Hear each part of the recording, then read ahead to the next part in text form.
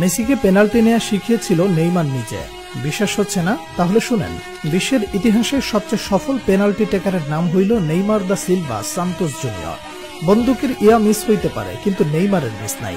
সেই নেইমারের কাছে একদিন মেসি বলেছিল, নেইমার তুমি আমাকে পেনাল্টি নেয়ার কৌশল শেখাও।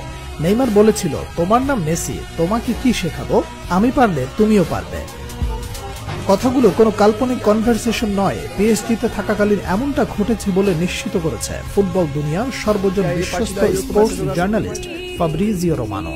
বার্সেলোনায় থাকাকালীন আর্জেন্টিনা জাতীয় দলের কিংবা ক্লাবের টাই সিচুয়েশনে পেনাল্টি মিস করতেন আর্জেন্টাইন সুপারস্টার লিওনেল মেসি। কিন্তু পিএসজিতে যোগ দেওয়ার পর ক্রমে ক্রমে উন্নতি করতে থাকেন মেসি, যার প্রতিফল দেখতে পাওয়া যায় কাতার বিশ্বকাপে।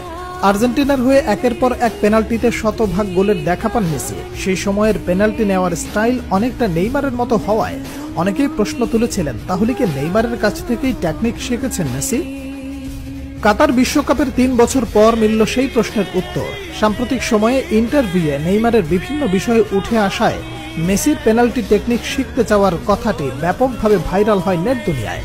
বলা বাহুল্য, সর্বকালের অন্যতম শ্রেষ্ঠ ফুটবলার মেসিকে শেখানোর কিছু নেই, তবুও বন্ধু নেইমারের কাছ থেকে পেনাল্টির ধরন ও ডাইভিং অ্যাটিটিউড রিড করে স্লো মুভমেন্টে গোলকিপারকে বোকা বানানোর কৌশল রপ্ত করেছেন লিওনেল মেসি।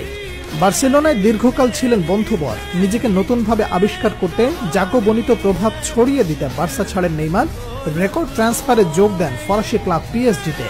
এরই কয়েক বছর পর বার্তামিউ বোর্ডের জাল চুরির কারণে এক প্রকার বাধ্য হয়ে বার্সেলোনা ছাড়েন লিওনেল মেসি। বন্ধু নেইমারের অ্যাপ্রোচে যোগ দেন পিএসজিতে। সেই সময় বার্সেলোনার মতো ফ্রান্সেও মেসি নেইমার জুটি আবার দেখতে পায় ফুটবল বিশ্ব। ভাতৃপ্রতিম লাতিন দুই তারকার বন্ধুত্ব যেমন ফুটে ওঠে মাঠের খেলায়, তেমনি মাঠের বাইরেও তাদের খুনসুটি, একে অপরের প্রতি সম্মান, ভালোবাসা যেন প্রমাণ করে ফুটবল শুধুমাত্র কোনো খেলা নয়।